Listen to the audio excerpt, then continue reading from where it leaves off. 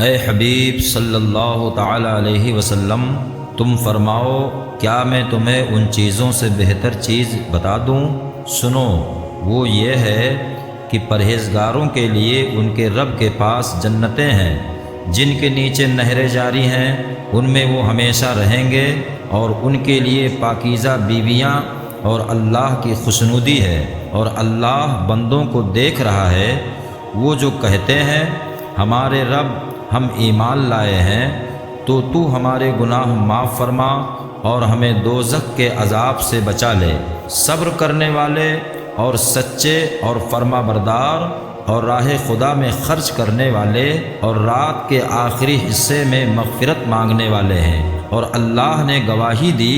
کہ اس کے سوا کوئی معبود نہیں، اور فرشتوں نے اور عالموں نے انصاف سے قائم ہو کر اس کے سوا کسی کی عبادت نہیں کی، عزت والا حکمت والا۔ بے شک اللہ کے نزدیک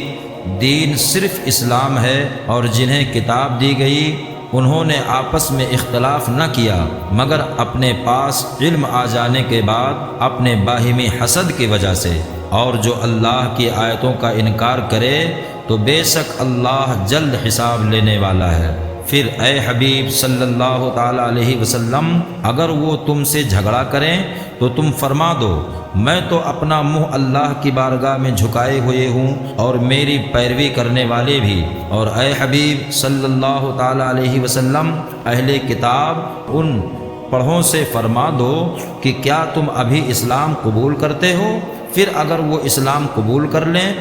جب تو انہوں نے بھی سیدھا راستہ پا لیا، اور اگر یہ منہ پھیریں تو تمہارے اوپر تو صرف حکم پہنچا دینا لازم ہے، اور اللہ بندوں کو